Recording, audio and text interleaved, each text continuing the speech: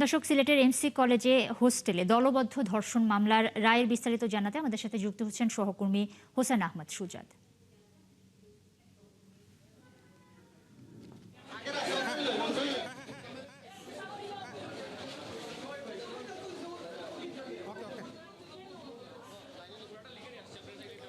সুজাদ, আশা করি আমাকে শুনতে পাচ্ছেন।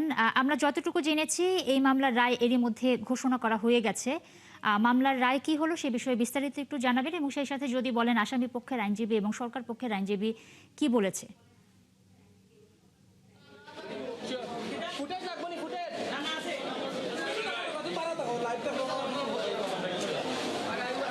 দেখুন, সিলেটের এমসি কলেজের যে চাঞ্চল্যকর যে গণধর্ষণ মামলাটি ছিল সেই মামলার রায় কিন্তু কিছুক্ষণ আগে অর্থাৎ রায়টি ঘোষণা হয়েছে এবং এই রায়ে একজনের মৃত্যুদণ্ড দেওয়া হয়েছে। যাকে মৃত্যুদণ্ড দেওয়া হয়েছে তার নাম হচ্ছে সাইফুর রহমান এবং এরপরে আরেকজন আসামি যিনি শাহ মাহবুবুর রহমান রনি, তাকে কিন্তু যাবজ্জীবন দেওয়া হয়েছে। অর্থাৎ 8জন আসামির মধ্যে 4জন কিন্তু খালাস পেয়েছেন।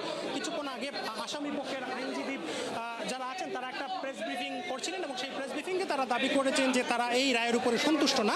তারা বলছেন যে রায়টি আসলে ঘোষণা করা হয়েছে এই রায়ে তারা সন্তুষ্ট না। তার কারণ হিসেবে তারা বলছেন যে এই মামলায় যে 25 জনের সাক্ষ্য গ্রহণ করা হয়েছে সেই 25 জনের কোনো সাক্ষী কিন্তু প্রমাণ করতে পারেনি যে তারা এই ধর্ষণকাণ্ডের সাথে জড়িত ছিল। তবে আসামি পক্ষের আইনজীবীরা বলছেন যে তারা এই রায়ে সন্তুষ্ট না, তারা উচ্চ আদালতে যাবেন। তবে এখন পর্যন্ত আসলে রাষ্ট্রপক্ষের যারা আইনজীবী রয়েছেন তারা কোনো কিছু বলেননি। তো তারা যখন ব্রিফিংটা দিবেন তখন আসলে বুঝতে পারবো এই মামলার প্রকৃত রায় কী হয়েছে। তবে এই মুহূর্তে যে সকল আসামিরা খালাস পেয়েছেন তাদের পরিবারের মধ্যে আনন্দ দেখা দিয়েছে। পাশাপাশি যাদেরকে অর্থাৎ মাহফুজ যাকে মৃত্যুদণ্ড দেওয়া হয়েছে তার স্বজনরা কিন্তু ভেঙে পড়েছেন এবং সেই মাহফুজের যিনি আইনজীবী রয়েছেন শাহ মুশাহিদ আলী, তিনি বলছেন যে এই রায়ে তারা সন্তুষ্ট না, তারা উচ্চ আদালতে যাবেন এবং যাদেরকে সাজা দেওয়া হয়েছে তাদের প্রত্যেকের আইনজীবী বলছেন যে তারা উচ্চ আদালতে যাবেন। তো কিছুক্ষণের মধ্যে হয়তো বা রাষ্ট্রপক্ষের আইনজীবী যারা আছেন তারা ব্রিফিং করবেন, তারপর কিন্তু আসলে রায়ের পূর্ণাঙ্গটা জানা যাবে। ইশরাত।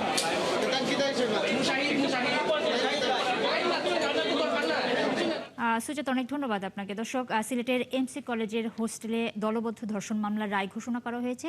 সেখানে একজনের মৃত্যুদণ্ড দেওয়া হয়েছে, 3 জনের যাবজ্জীবন কারাদণ্ড দেওয়া হয়েছে এবং 4 জনকে বেকসুর খালাস করা হয়েছে। সেই খবর আমাদের সাথে জানাচ্ছিলেন সহকর্মী হোসেন আহমদ সুজাত। পতিত স্বৈরাচার শেখ হাসিনার এদেশে আর রাজনৈতিক কোনো ভবিষ্যৎ নেই। তার দেশে ফেরার খবরে সরকারের চাপ নেই বলেও জানিয়েছেন প্রধানমন্ত্রীর তথ্য বিষয়ক উপদেষ্টা ডক্টর জাহিদুর রহমান। দেশে এলে শেখ হাসিনাকে বিচারের মুখোমুখি করা হবে বলেও সতর্ক করেছেন উপদেষ্টা। আজ সচিবালয়ে নিয়মিত ব্রিফিংয়ে তিনি এসব কথা বলেন। শারমিনের রিপোর্টে বিস্তারিত। ছাত্র জনতার গণঅভ্যুত্থানে পালিয়ে গিয়ে ভারতে অবস্থান করা ক্ষমতাচ্যুত সাবেক প্রধানমন্ত্রী শেখ হাসিনা সম্প্রতি দেশে ফেরার ঘোষণায় নানা আলোচনা চলছে দেশের রাজনৈতিক অঙ্গনে। সাজাপ্রাপ্ত আসামির বক্তব্য প্রচারে আদালতের নির্দেশনা থাকলেও তা মানছে না সংবাদ মাধ্যমগুলো। মঙ্গলবার সচিবালয়ে এ বিষয়ে প্রশ্ন করলে প্রধানমন্ত্রীর উপদেষ্টা ডক্টর জাহিদুর রহমান জানান, দেশে এলেই শেখ হাসিনা বিচারের মুখোমুখি হবেন। এদেশে তার রাজনৈতিক ভবিষ্যৎ নেই বলেও মন্তব্য করেন তিনি। ওনার কোনো রাজনৈতিক ভবিষ্যৎ এই দেশে আছে বলে আমি শুধু আমার কথা বলছি না, আমি ইভেন যারা আওয়ামী লীগের প্রতিও কিছু সিম্প্যাথাইজার আমাদের চারপাশে পরিচিত মানুষ আছে, তো তারাও মনে করেন না যে ওনার কোনো রাজনৈতিক ভবিষ্যৎ আছে। আমরা জাস্টিস নিশ্চিত করতে চাই। আমাদের সবচেয়ে বড় যে আমাদের এই রাষ্ট্রকে ধ্বংস করে ফেলেছে বলে আমরা বিশ্বাস করি, তাকেও আমরা জাস্টিস দিতে চাই। সংবিধান সংশোধনীর মাধ্যমে বাংলাদেশের রাষ্ট্র ব্যবস্থায় পরিবর্তন আনা হয়েছে জানিয়ে তিনি বলেন, জুলাই সনদকে সামনে রেখে সংবিধানে অনেক পরিবর্তন আনা হবে। জুলাই সনদ নিয়ে বিএনপি কাজ করছে বলেও জানান সরকারের এই মুখপাত্র। শারমিন মীরা, ৭১, ঢাকা। সরকারের গঠিত 500 কোটি টাকার স্টার্টআপ তহবিল থেকে 5 লাখ থেকে 5 কোটি টাকা পর্যন্ত সহায়তা নিতে পারবেন নতুন উদ্যোক্তারা।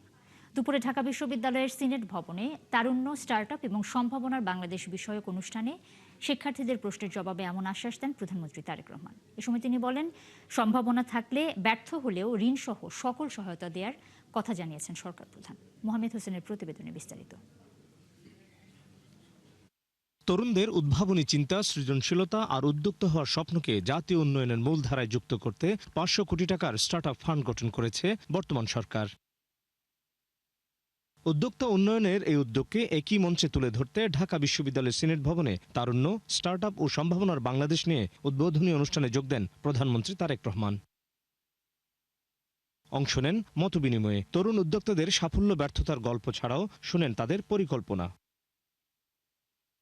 প্রশ্নোত্তরে প্রধানমন্ত্রী জানান, ব্যাংক লোন সহজ করা সহ নানা সহায়তা নিয়ে নতুন উদ্যোক্তাদের পাশে থাকবে সরকার। ব্যাংকের যে হ্যাসেলগুলো আছে, আপনার বিভিন্ন রকম কোলাটারাল সিকিউরিটি দিতে হয়, বিভিন্ন কাগজপত্র দিতে হয়, এটা আপনাকে যাতে এর ভিতর দিয়ে যেতে না হয়, আপনি আসবেন, আপনার প্রজেক্টটা দেখবে, একটা কমিটির মতো করা হয়েছে না, একদম নিউট্রাল একটা কমিটি করা হয়েছে। এখানে মন্ত্রী সাহেবও নাই, এখানে অ্যাডভাইজার সাহেবও নাই, একদম পিওর একটা কমিটি করা হয়েছে। তারা আপনারা দেখবে, দেখে ডিসিশনে আপনাকে উইদাউট এনি কোলাটারাল আপনাকে তারা ফান্ড করবে।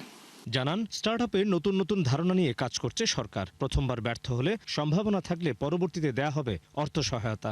আপনাকে আমরা যেটা হেল্প করা হবে সেটা তো কারো প্রাইভেট মানি না, এটা পাবলিক মানি। তবে নিশ্চয়ই আপনার ওটা যদি পটেনশিয়াল থাকে, ওটার ডেফিনেটলি তাকে আবার রিথিঙ্ক করা হবে, তাকে আবার ফার্দার করা যায় কিনা। যদি করা যায় অবশ্যই করা যাবে।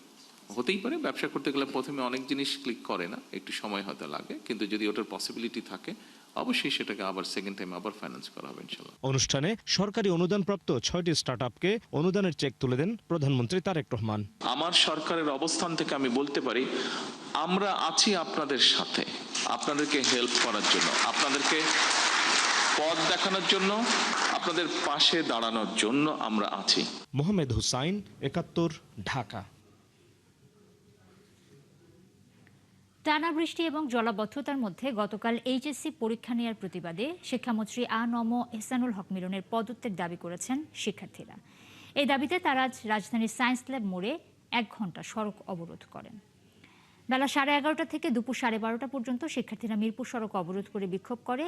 এ সময় ওই সড়কে যান চলাচল বন্ধ হয়ে যায়। পরে শিক্ষার্থীদের ঢাকা কলেজের সামনে একদল এবং আরেকটি দল টিএসসির দিকে যান। 1 ঘণ্টা পরে সড়কে যান চলাচল শুরু হয়। Dhaka city college, Dhaka ideal college, সরকারি Bangla college, Siddheswari girls college, Lalmatia school and college, Rajarbagh police lines school and college, BAF Shaheen college সহ 15টি কলেজের শিক্ষার্থীরা এই অবরোধে অংশ নেন। এছাড়াও রাজশাহী, বরিশাল, দিনাজপুর, ময়মনসিংহ এবং কুমিল্লা শিক্ষা বোর্ডের সামনে এবং সরকারি রাজেন্দ্র কলেজ, রংপুর জিলা স্কুল সহ সারা দেশের বিভিন্ন শিক্ষা প্রতিষ্ঠানেও একই ধরনের কর্মসূচির ঘোষণা করা হয়েছে।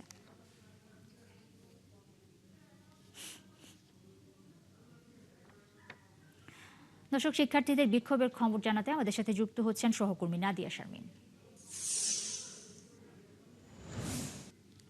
নাদিয়া, আপনি এখন কোন এলাকায় রয়েছেন? শিক্ষার্থীরা কি এখনো বিক্ষোভ করছেন কিনা এবং প্রশাসনের কোনো পদক্ষেপ আপনি দেখছেন কিনা? যান চলাচলের কি অবস্থা, সব মিলিয়ে বিস্তারিত যদি বলেন।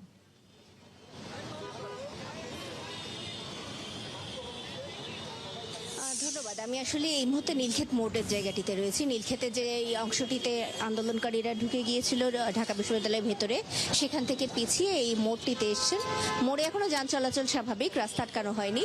ভেতরে যখন গিয়েছিলেন তখন ভিসি চত্বর পর্যন্ত যাওয়ার পরে সেখানে যারা পুলিশের ছিলেন তারা রাস্তাটি আটকেছিলেন শিক্ষার্থীদের, এবং সেই রাস্তা আটকানোর পরে তাদেরকে ছাত্রদলের যারা রয়েছেন ঢাকা বিশ্ববিদ্যালয়ের তারা এখান থেকে সরে যেতে বলেন এবং তাদের সাথে কথা বলার পরে শিক্ষার্থীরা পিছিয়ে এসেছে কিছু দূর।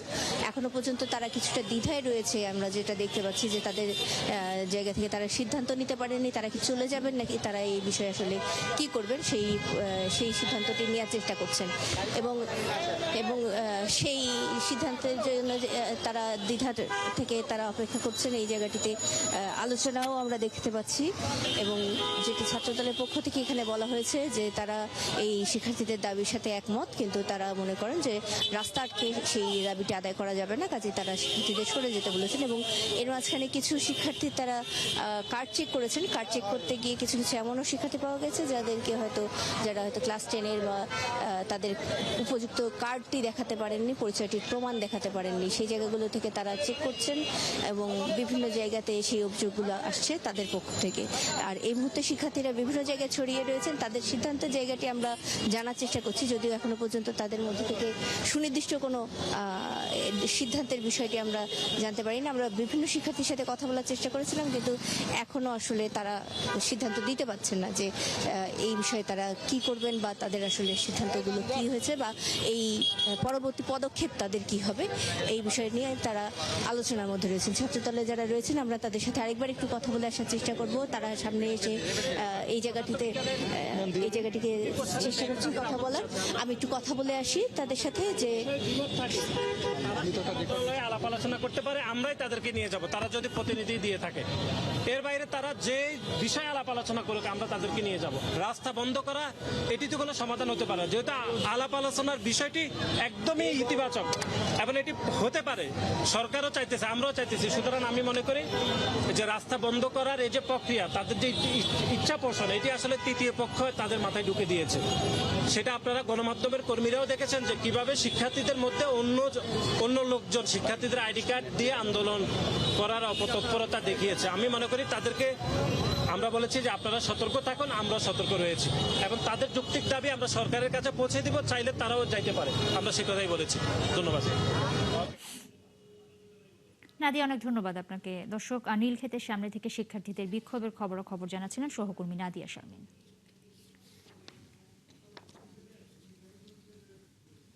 টানা এক সপ্তাহ বৃষ্টিপাতের পর রোদের দেখা মিলেছে। কমতে শুরু করেছে দেশের সকল নদ নদীর পানি। বন্যা পরিস্থিতির উন্নতি হতেই পার্বত্য অঞ্চলের বিভিন্ন উপজেলায় ভেসে উঠেছে ক্ষতচিহ্ন। দেখা দিয়েছে খাদ্য, বিশুদ্ধ খাবার পানি এবং প্রয়োজনীয় ওষুধের তীব্র সংকট। সহকর্মীদের তথ্য এবং ছবিতে বিস্তারিত। দেশের উত্তর পূর্বাঞ্চলের প্রায় সব নদ নদীর পানি এখন কমতির দিকে। সুরমা নদীর ছাতক ও কুশিয়ারা নদীর পানি বিপদসীমার নিচে রয়েছে। তাহিরপুর ও আনোয়ারপুর সড়কে যান চলাচল শুরু হয়েছে, তবে এখনও বিচ্ছিন্ন রয়েছে জগন্নাথপুর উপজেলার ৮ গ্রামের মানুষ।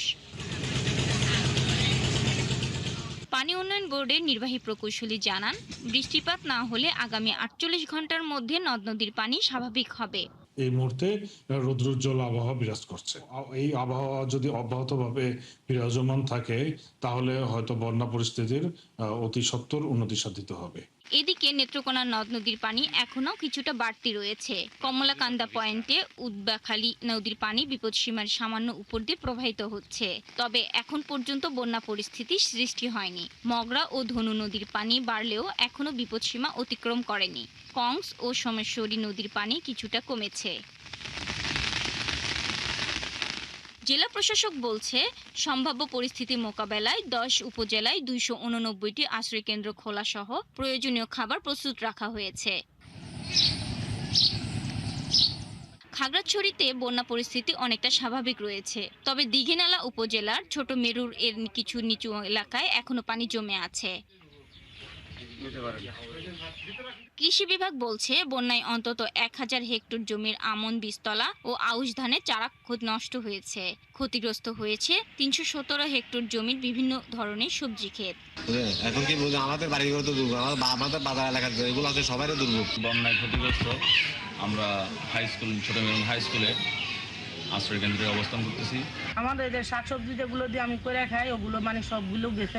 রাঙ্গামাটির বাঘাইছড়ি, বরকল ও বিলাইছড়ি উপজেলার দুর্গম ফারুয়া ইউনিয়নের বন্যা পরিস্থিতির উন্নতি হতেই ভেসে উঠছে ক্ষতচিহ্ন। দেখা দিয়েছে খাদ্য, বিশুদ্ধ পানি এবং প্রয়োজনীয় ওষুধের তীব্র সংকট। সেনাবাহিনী ও বিজিবি যৌথভাবে দুর্গম এলাকাগুলোতে ত্রাণ পৌঁছানোর চেষ্টা করছে। নীলফামারীতে তিস্তা নদীর পানি বিপদসীমার নিচ দিয়ে প্রবাহিত হচ্ছে। পানি উন্নয়ন বোর্ড জানিয়েছে, বর্তমানে উজানে বৃষ্টিপাত ও পাহাড়ি ঢলের প্রভাব কমায় নদীর পানির প্রবাহ আরও কমে যাবে। বর্তমানে তিস্তার পানি বিপদসীমার নিচে প্রবাহিত হওয়ায় প্লাবিত নিম্নাঞ্চল থেকে পানি নামতে শুরু করেছে। শাকিলা সিথি, ৭১। দর্শক, খাগড়াছড়ির খবর জানাতে আমাদের সাথে যুক্ত হচ্ছেন সহকর্মী সবুজ মাহমুদ।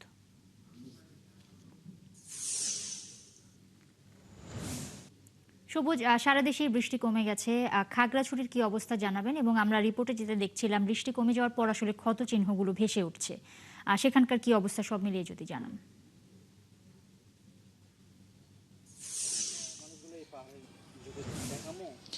নুসরাত, আমি গত কয়েকদিন ধরে খাগড়াছড়ি, রাঙামাটির পার্বত্য অঞ্চলের যে দুর্গম এলাকাগুলো সেগুলোকে গিয়ে রিপোর্ট করেছি এবং দেখেছি যে মানুষের বন্যায় যেসব ক্ষতিগ্রস্ত হয়েছে তাদের চিত্রগুলোকে। অনেকের বাড়ি থেকে পানি নেমে গেছে কিন্তু এখনো আশ্রয়কেন্দ্রে আছে, কারণ তার বাড়ির যে পানিগুলো নেমেছে সেই নেমে যাওয়া বাড়িগুলোর পানি আসলে কাদা এবং সেগুলো বসবাস করার মতো উপযোগী নয়।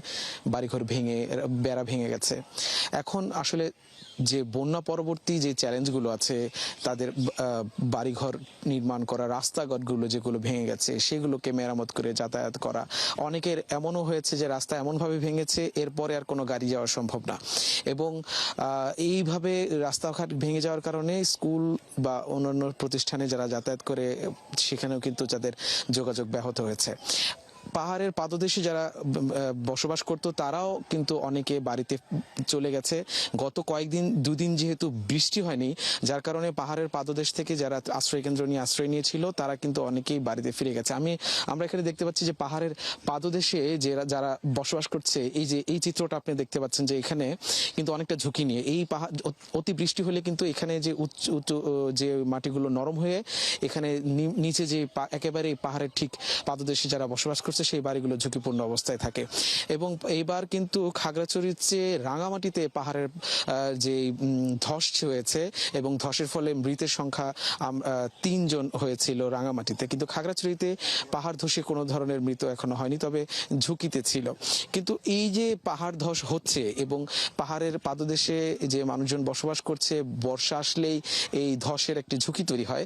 এইটি আসলে আমরা স্থানীয়দের সাথে কথা বলে জেনেছি যে তারা নিম্ন আয়ের মানুষ, তারা আসলে পাহাড়ের পাদদেশ ছাড়া বা পাহাড়ের নিচে ছাড়া তারা অন্য জায়গায় জমি কেনার সামর্থ্য নেই, সেই জন্য এখানেই তারা জমি কিনে বসবাস করছে, যার কারণে অনেকটা বাধ্য হয়ে করছে। এবং আমরা তাদের কাছে জানতে চাইছি যে আপনারা এইখানে বসবাস না করলে কি হয়। আসলে বলতেছে যে এছাড়া তো আমরা আসলে অন্য কোথাও গিয়ে বড় মানে উঁচু জায়গায় বাড়ি করার তাদের সামর্থ্য নেই, যার কারণে তারা সরকারের কাছে সাহায্য চেয়েছে যে পাহাড় যেন না ধস হয় সেই জন্য প্রয়োজনীয় ব্যবস্থা নেওয়া, দেয়াল তৈরি করা, এগুলো যেন সাধারণ মানুষ জন্য করে দেয়, সেজন্য তারা আবেদন করেছে। তো এই মুহূর্তে বন্যা পরবর্তী যেসব চ্যালেঞ্জ আছে সেই চ্যালেঞ্জগুলোই এই পার্বত্য অঞ্চলের মানুষ মোকাবেলা করছে এবং এই জায়গাতেই সব পুনর্বাসনের জন্য সরকারের দৃষ্টি দেওয়ার জন্য আবেদন করছে। নুসরাত। জি, অনেক ধন্যবাদ সবুজ আপনাদের। দর্শক, খাগড়াছড়ির বন্যা পরবর্তী খবরাখবর জানাচ্ছিলেন সহকর্মী সবুজ মাহমুদ। এ যেন হতভাগাদের মধ্যে বড় হতভাগা। বন্যায় কেউ খোঁজ নিচ্ছে না পাহাড়ের প্রান্তিক জনগোষ্ঠীর। সড়ক ভেঙে পড়ায় তারা ঘরবন্দি। নেই কাজ, ঘরে নেই বাজার। খাদ্য আর ওষুধ সংকটে মানবিক বিপর্যয় দেখা দিয়েছে। ভুক্তভোগীরা বলছেন ত্রাণ বা কোনো সহায়তা পাননি তারা। পাহাড় ঘুরে জানাচ্ছেন মোহন ইসলাম, ক্যামেরায় সানজিল অন্তর এবং রাব্বি শেখ ছিলেন। বান্দরবানের আলীকদম উপজেলার একটি মুরংপাড়া। পাহাড়ের ভাঁজে ভাঁজে দীর্ঘ বছর ধরে বসবাস তাদের। এ পাড়াতেই থাকেন ম্যানপয়। বন্যা আর সড়ক ভেঙে যাওয়ায় ঘরবন্দি তারা। খুব আক্ষেপ নিয়ে জানান কেউই খোঁজ করেনি তাদের। রাস্তাঘাট মাটি ভাঙে গেছে, বেশি, এ কারণে বাজারও করতে পারে নাই, খোঁজ খবর নেই নাই। বাকি বাসিন্দাদেরও একই অবস্থা। এখন আবারও ফিরছেন জুম চাষে। জুমে তো অনেকগুলো ধসে পড়ছে আর কি, এর জন্য পাহাড়ে অনেক কষ্ট হয়ে আসছে, খাবারের জন্য কষ্ট। এক সপ্তাহ ধরনের মানে বৃষ্টির কারণে আমাদের বাগানগুলো অনেক ক্ষতি হয়েছে, আর রাস্তাঘাটগুলো ব্যাংকের হচ্ছে, আর যাতায়াতে আমরা সমস্যা হচ্ছে। ম্যানপয়দের এই 35টি মুরং পরিবারের মতো পাহাড়ে অনেক পরিবার রয়েছে এবং গ্রাম রয়েছে যেখানে এখন পর্যন্ত কোনো সরকারি সহায়তা পৌঁছায়নি, এমনকি সেখানে কেউ খোঁজখবরও নেননি। পাহাড়ের অন্য আরেকটি পাড়া, এটিকে খুব বেশি যোগাযোগ বিচ্ছিন্ন বলা যাবে না, তবুও এই এলাকায় আসেনি কেউ। 7 দিন ধরে মানবেতর জীবনযাপন করছেন তারা। গাড়ি চলাচল করতে পারছিল না, বাচ্চারা স্কুলে যেতে পারছে না, তারপরে বাজার যাওয়া আসার জন্য মানে খাবারের সমস্যা দেখা দিয়েছে। তা যেহেতু যাতায়াতটাই বন্ধ, তো সব থেকে সমস্যা তো এটাই দেখা দিয়েছে। বাজারে একটু যাইতে পারে না আর কি, বন্যা হয়েছে, তারপরে যে চালগুলো কিনতে পারে না আর কি। ঘরে যেগুলো চাল ডাল আছে ওইটা কষ্ট করে খায় আর কি, একটু কম কম করে। বৃষ্টি কমায় রাস্তায় বেরিয়েছে মানুষ আর গাড়ি। ভারী বৃষ্টির ফলে থানচি ও আলীকদমের এই সড়কের বিভিন্ন অংশ ভেঙে যায়, ফলে যান চলাচল ব্যাহত হয়। সড়কটি ঠিক করার পর আবারও শুরু হয়েছে যান চলাচল। বন্যা ক্ষয়ক্ষতির চিহ্ন রেখে গেছে এই সড়কে। দুর্গম রাস্তার প্রায় জায়গায় এখনো খানাখন্দ। থানচির সাথে গেল 4 দিন ধরে যোগাযোগ ছিল না কারোরই। অবশেষে রাস্তাঘাট ঠিক করার পর থানচির সাথে যোগাযোগ ব্যবস্থা আবারও শুরু হলো। থানচির বাসিন্দারাও জানান কি একটা বাজে সময় পার করছেন তারা। 7 দিন ধরে মনে করেন আলীকদম রাস্তাও ভাঙ্গা, বান্দরবান রাস্তাও ভাঙ্গা। অনেক ড্রাইভার আছে, বসে আছে, কিন্তু কিছু চালাইতেও পারতেছে না। পাহাড়ে মানে গাড়ি চালাতে করতে পারে না, যেখানে গাড়ি থাকছে ওখানে পার্কিং করে মানে গাড়িটা রেখে চলে আসছে কোনো রকম। দুর্যোগে পাহাড় আর সমতলের মধ্যে বৈষম্য যেন আর না হয় সে দাবি পার্বত্যবাসীর।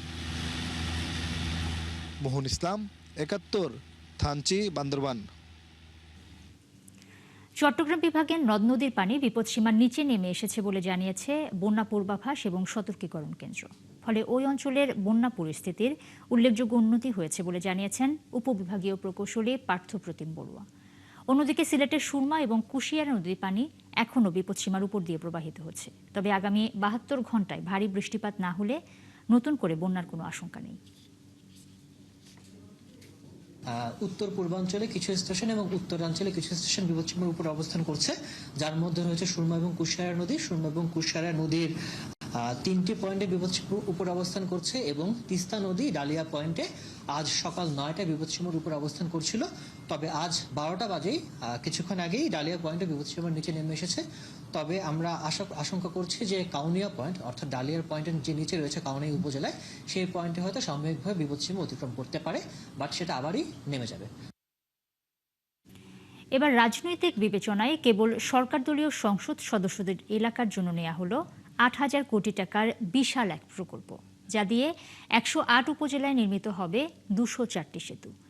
আরও আশ্চর্যের তথ্য হলো প্রকল্পটি নেওয়া হয়েছে কোনো ধরনের সমীক্ষা ছাড়া, যা নিয়ে আপত্তি তুলেছে খোদ পরিকল্পনা কমিশন। শুধু তাই নয়, এলজিইডি ভবনের জন্য ৬টি লিফট কেনা হবে এই টাকা দিয়ে, যার যৌক্তিকতা নিয়ে প্রশ্ন তুলেছেন বিশেষজ্ঞরা।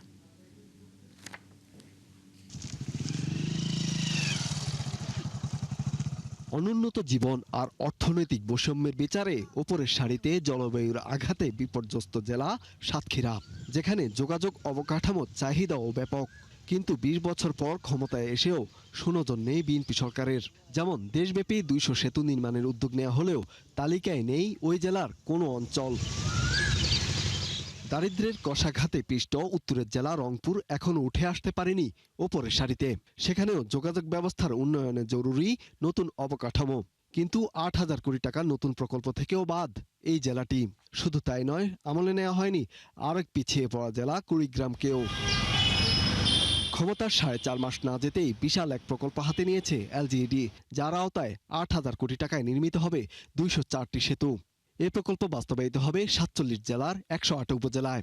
অথচ এই উপজেলাগুলোর মধ্যে ১০৫টি সংসদ সদস্যই সরকার দলীয়, আর মাত্র ৩টি উপজেলায় আছেন বিরোধী দলের সাংসদ। সেগুলোকেও আবার বাছাই করা হয়েছে অন্য কারণে। যেমন গাজীপুরের কাপাসিয়াকে রাখা হয়েছে প্রশিক্ষণ কেন্দ্র নির্মাণের জন্য। অর্থাৎ পুরো প্রকল্পটিই নেওয়া হয়েছে রাজনৈতিক বিবেচনায়। বিরোধী দলকে নাই করে দেয়, দুই একটা জায়গা হয়তো ভাগে যোগে দিয়েছে, কেন যেন না বলতে পারে এরকম। বাট আমার জেলা কমপ্লিটলি মিসিং। ৮টা 9টা উপজেলা রয়েছে। আমার আশেপাশে গাইবান্ধাকে দেখলাম, আমি নীলফামারীতে একটা জেলা দিয়েছে, যেখানে জাস্ট ওনারা সিলেক্টিভলি মনে হচ্ছে যে একটা অ্যারেঞ্জ করে তারা শুধুমাত্র সরকারি দলকেই তার অঞ্চলে উন্নয়ন করার জন্য করছে। অথচ এটা জনগণের টাকায়, জনগণের চাহিদা অনুযায়ী, জনগণের ম্যান্ডেট নিয়ে সবাই নির্বাচিত হয়েছে আমরা। সরকারের দায়িত্ব কিন্তু শুধুমাত্র আপনার সমর্থকদের সরকার আপনি না, সারা দেশের মানুষেরই আপনি সরকার।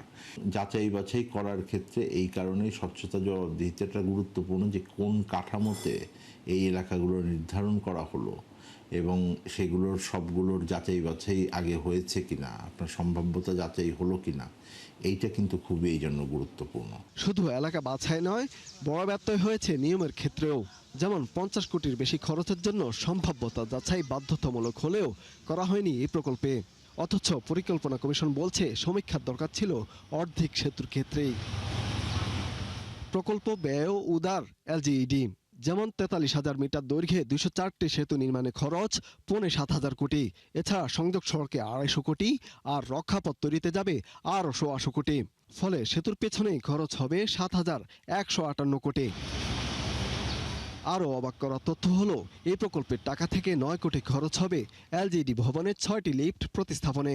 আছে ৫০ কিলোমিটার জুড়ে ২ কোটি টাকার গাছ রোপণ এবং ১০ কোটি টাকার কম্পিউটার কেনার বন্দোবস্ত, জানিয়ে আপত্তি খোদ পরিকল্পনা কমিশনের। এইভাবে যদি প্রকল্প নেওয়া হয়, এটা সিম্পলি বড় রকমের একটা দুর্নীতির সুযোগ এখানে তৈরি করে দিবে। কারণ পুরো বিষয়টা সিদ্ধান্ত নেওয়ার ক্ষমতাটা চলে যাচ্ছে যারা বাস্তবায়ন করবে তাদের উপরে। সুতরাং তারা বাস্তবে সেখানে কতটুকু কি করবে না করবে এটা কিন্তু দেখার আর কেউ নাই। একটা প্রকল্পের ভিতরে অনেক আনুষঙ্গিক উপকরণ এমনভাবে ঢুকিয়ে দেন যেই আনুষঙ্গিক উপকরণগুলো হয়তো সেই প্রকল্পের ভিতরে প্রয়োজন নাই, তার আলাদা প্রয়োজনীয়তা থাকতে পারে, কিন্তু ওই প্রকল্পের ভিতরে আপনি ঢুকিয়ে দিচ্ছেন যে একবারে যেন আপনি করে আসতে পারেন, তখনই কিন্তু আপনার এই পারপাস এবং এই প্রকল্পের খরচ বেড়ে যাচ্ছে, এটার সময় বেড়ে যাচ্ছে এবং এইটার যে ইন্টিগ্রিটি সেই ইন্টিগ্রিটি আর থাকে না। আগামী 5 বছরে এই প্রকল্প বাস্তবায়ন করতে চায় এলজিইডি। ইমদাদ হোসাইন, 71, ঢাকা। কমিটি গঠন নিয়ে বিরোধের জেরে রাজশাহী থেকে সব রুটের বাস চলাচল বন্ধ রয়েছে। মঙ্গলবার সকাল থেকে রাজশাহী নওদাপাড়া শিরোলী বাস টার্মিনাল থেকে কোনো বাস ছেড়ে যায়নি। বাস চলাচল বন্ধ থাকায় টার্মিনালে এসে দুর্ভোগে পড়তে হচ্ছে যাত্রীদের। বিভিন্ন কাউন্টার থেকে টিকিট বিক্রি বন্ধ রয়েছে। সোমবার বিকেলে রাজশাহী জেলা প্রশাসক কাজী শহীদুল ইসলামের সভাপতিত্বে মোটর শ্রমিক ইউনিয়নের কমিটি গঠন এবং নির্বাচন নিয়ে সভা অনুষ্ঠিত হয়। সভায় নির্বাচন পরিচালনা কমিটিতে বাস মালিক সমিতির প্রতিনিধি অন্তর্ভুক্ত করার প্রস্তাবের বিরোধিতা করেন শ্রমিকদের একটি অংশ। এরপরই তারা বাকবিতণ্ডায় জড়িয়ে পড়েন। এরই প্রতিবাদে শ্রমিকরা বাস চলাচল বন্ধ রেখেছে।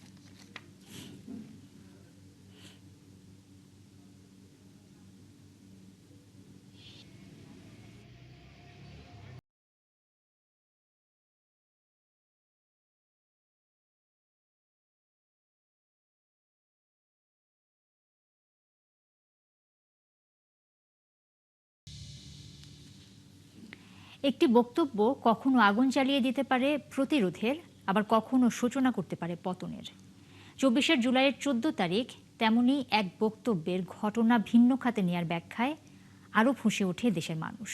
এ যেন শিক্ষার্থীদের এক তুড়িতে উড়িয়ে দেওয়ার চেষ্টা, কিন্তু সেই বক্তব্য উল্টো ধাওয়া করে স্বৈরাচারকেই। রাশেদা নিসের প্রতিবেদন।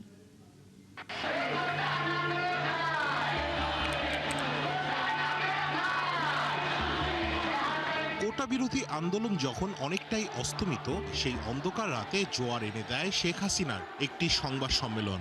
তার মানে কি মুক্তিযোদ্ধার সন্তান নাতিপুতিরা কেউ মেধাবী না? যত রাজাকারের বাচ্চারা নাতিপুতি হলো মেধাবী, তাই না?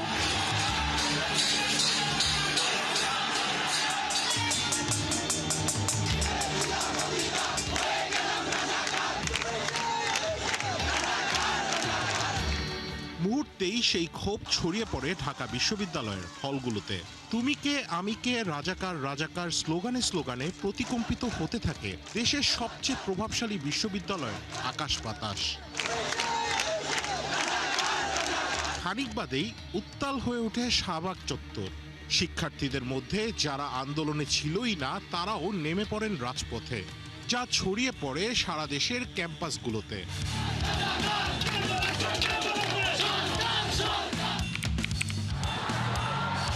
উত্তাল পরিস্থিতির ভয়াবহতা টের পেয়ে মাঠে নামে ছাত্রলীগ।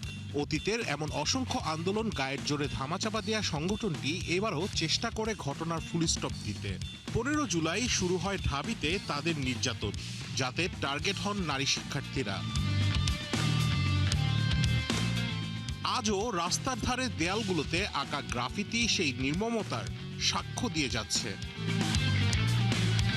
তবে যা ভেবে উত্তাল পরিস্থিতি দমনে চড়াও হয়েছিল ছাত্রলীগ, তাই বুমেরাং হয়ে তাদের কাছেই ফিরে আসে সেদিন। দাবি ওঠে ক্যাম্পাস থেকে ছাত্রলীগ নিষিদ্ধের।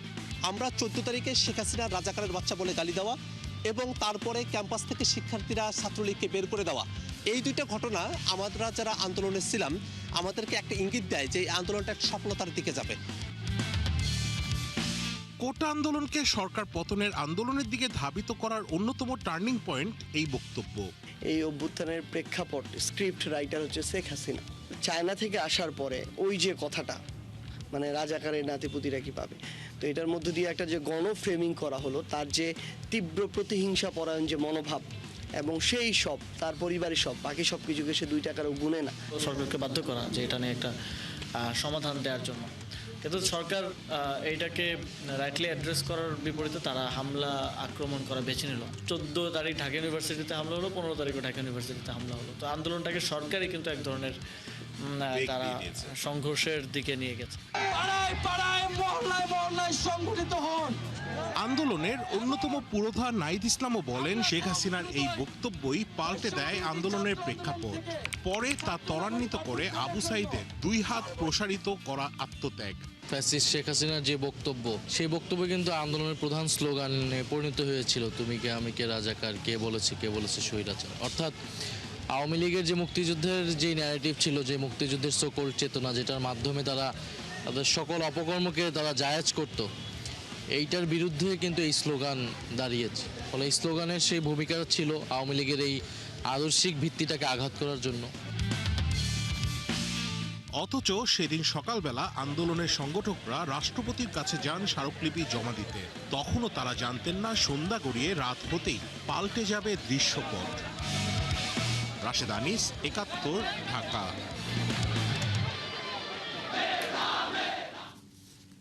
দেশের মানুষ ঐক্যবদ্ধ থাকলে ভারতের মতো বড় শক্তিও বাংলাদেশের কোনো ক্ষতি করতে পারবে না বলে মন্তব্য করেন। পুশিন মেনে নেওয়া হবে না বলেও হুঁশিয়ারি দেন বরকতুল্লাহ বুলু। তিনি আরও অভিযোগ করেন, পশ্চিমবঙ্গের মানুষের ভোটের অধিকার কেড়ে নিয়ে মুসলমান এবং সংখ্যালঘুদের উপর অত্যাচার করেছে শুভেন্দু অধিকারী। বাংলাদেশ সহ পার্শ্ববর্তী দেশগুলোর মধ্যে ঐক্য নষ্ট করতে ভারতে পরিকল্পিতভাবে সংখ্যালঘু নির্যাতন চালানো হচ্ছে বলে অভিযোগ করেন খ্রিস্টান অ্যাসোসিয়েশনের নেতারা। এ সময় মানববন্ধনে সংহতি জানান বিএনপি, জামায়াত ইসলামী, এনসিপি সহ বিভিন্ন রাজনৈতিক দলের প্রতিনিধিরা।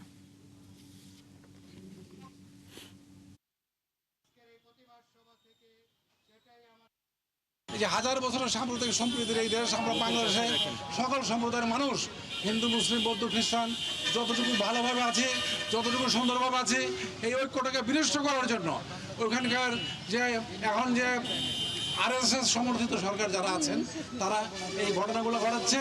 গণঅভ্যুত্থানের মধ্য দিয়ে, একটা বিপ্লবের মধ্য দিয়ে বাংলাদেশে শেখ হাসিনাকে এই দেশ থেকে বিদায় করেছি। এই দেশে এখন দেশপ্রেমিকরা বিরোধী দল, দেশপ্রেমিকরা আজকে সরকারি দল। অতএব আজকে বাংলাদেশের মানুষের যে ঐক্য, এই ঐক্যের ভিত্তিতে ভারত যত বড় আপনি সামরিক শক্তি হতো বলিয়ান হন না কেন, বাংলাদেশের আমরা ৭১-এও আমরা দেখেছি পাকিস্তান তখন এশিয়ার শ্রেষ্ঠ সেনাবাহিনী ভারত পাকিস্তানের ছিল, তাদেরকেও আমরা পরাজিত করেছি। অতএব আমাদের এই দেশকে আমরা রক্ষা করার জন্য আমাদের ১৮ কোটি মানুষ আজকে ঐক্যবদ্ধ। মাদকের টাকার জন্য গাজীপুরের শ্রীপুরে স্ত্রীকে হত্যা করেছে সাইফুল। সন্তানের সামনে এলোপাতাড়ি ছুরিকাঘাতে স্ত্রীকে সে হত্যা করে। হত্যাকাণ্ডের ২৪ ঘন্টার মধ্যেই তাকে গ্রেপ্তার করা হয়েছে বলে জানিয়েছেন র্যাব ১-এর অধিনায়ক লেফটেন্যান্ট কর্নেল মোহাম্মদ নিয়ামুল হালিম চৌধুরী। মামলার প্রধান আসামি সাইফুলকে গ্রেফতারের পর কারওয়ান বাজার মিডিয়া সেন্টারে প্রেস ব্রিফিংয়ে এই তথ্য জানান র্যাব ১-এর অধিনায়ক। প্রাথমিক জিজ্ঞাসাবাদে সাইফুল হত্যার দায় স্বীকার করেছে বলে জানিয়েছেন তিনি। এদিকে সাংবাদিকদের প্রশ্নের জবাবে উত্তরায় ছিনতাইকারীদের ধরতে র্যাব অভিযান অব্যাহত রেখেছে বলে জানান এই কর্মকর্তা। তিনি আরও বলেন, এলাকাটিতে ছিনতাই মাদকের চক্র চালানোর পেছনে সিন্ডিকেটের বিষয়ে কিছু তথ্য পেয়েছে র্যাব।